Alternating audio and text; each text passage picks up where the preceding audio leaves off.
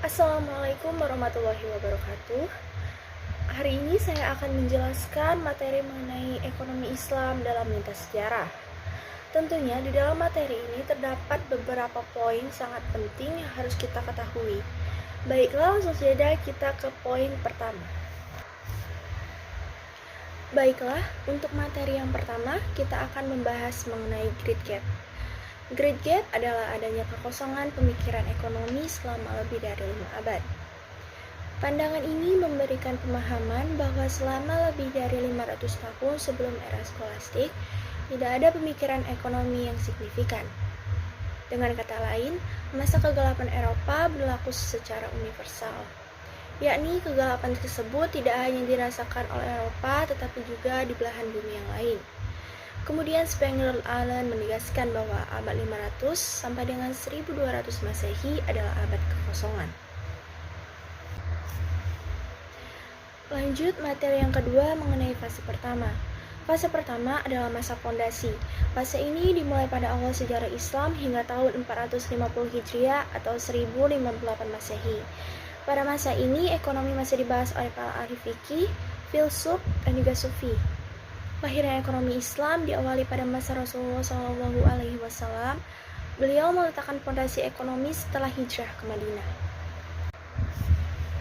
Di dalam aspek ekonomi, Rasulullah SAW telah membangun sejumlah institusi pasar Madinah. Beliau juga membangun Baitul Mal sebagai bendahara negara. Rasulullah juga mewariskan dua pondasi utama ajaran Islam, yaitu Al-Quran dan Sunnah. Dua hal tersebut merupakan sumber hukum ajaran Islam, paduan bagi produsen dan konsumen dalam berperilaku. Sebagai contoh, Al-Quran mengharamkan bagi produsen untuk mengambil keuntungan dengan cara batil. Seperti yang tercantum dalam Quran surat Al-Baqarah ayat 188 dan surat An-Nisa ayat 29.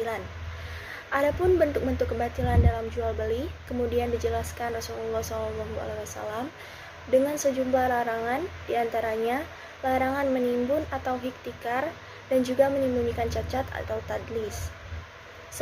Sepeninggalan Rasulullah SAW tahun 632 Masehi atau 11 Hijriah, umat Islam dipimpin oleh sejumlah sahabat yang disebut dengan Khulafaur Rasyidin, di antaranya Abu Bakar Asy-Syiddiq, Umar bin Khattab, Utsman bin Affan, dan Ali bin Abi Thalib. Kemudian dapat disimpulkan bahwa periode pertama ini merupakan periode pondasi dari pemikiran ekonomi Islam. Prinsip-prinsip dasar ekonomi Islam bersumber pada Al-Quran dan Sunnah. Kemudian dikembangkan melalui sejumlah ijtihad dari para Khulafaur Rasyidin. Kemudian untuk fase kedua, pada fase ini pemikiran ekonomi Islam berkembang secara pesat, dimulai dari tahun 450 Hijriah sampai dengan 1558 Masehi hingga 850 Hijriah atau 1446 Masehi. Pada masa ini lahir banyak karya intelektual termasuk di bidang ekonomi. Bahasan etika dalam berekonomi disinggung oleh Al-Asfahani dan Al-Ghazali. Al-Asfahani dalam bukunya yang berjudul Al-Jari'ah fi Makarim Al-Syari'ah menyebutkan 4 isu pokok, yakni A. Manusia sebagai urgensi dan fungsi, B. Aktivitas produksi, C. Harta dan sumber harta serta relasinya dengan manusia, dan D. Pengeluaran yang seimbang dan yang tidak seimbang. Al-Ghazali juga banyak bicara tentang etika. Beliau bicara tentang fungsi uang dan bagaimana memperlakukan uang atau larangan penimbunan uang dan riba atas uang. Pemikiran lain yang juga penting menurut Imam Al-Ghazali adalah pembagian daruriyah, hajiyah, dan tasimiyah. Di dalam daruriyah adalah tujuan Islam ada 5 yang disebut juga dengan maqasid syariah, diantaranya menjaga agama, jiwa, akal, keturunan, dan harta. Kemudian kita masuk ke fase ketiga. Pada masa periode ini terjadinya stagnasi, di mana tidak ditemukannya pemikiran ekonomi yang signifikan. Periode ini dimulai pada 850 Hijriah atau 1446 Masehi hingga 1350 Hijriah atau 1932 Masehi. Para ulama fikih pada masa ini cenderung lebih banyak mengutip pemikiran para ulama sebelumnya. dan juga mengeluarkan fatwa berdasarkan mazhab mereka masing-masing. Di awal abad 19 hingga awal abad 20 Masehi, mulai muncul sejumlah tokoh yang mendorong pengembangan pemikiran berbasis Al-Quran dan Sunnah. Di antara tokoh tersebut adalah Syah Waliullah tahun 1703 sampai 1762 Masehi dan Muhammad Iqbal tahun 1877 sampai dengan 1938 Masehi. Syah Waliullah menjelaskan bahwa manusia adalah makhluk sosial. Kesejahteraan manusia bergantung kepada kerjasama yang baik antar mereka, seperti melakukan aktivitas perdagangan atau pertukaran, kontrak, bagi hasil, dan lainnya. Adapun Muhammad Iqbal, beliau menyampaikan kritikannya terhadap dua sistem ekonomi yang berkembangan, kapitalisme dan sosialisme. Beliau mendorong terwujudnya keadilan sosial sebagai tugas utama negara agama Islam dan menjadikan zakat instrumen pentingnya. Kemudian fase yang terakhir, yakni fase keempat.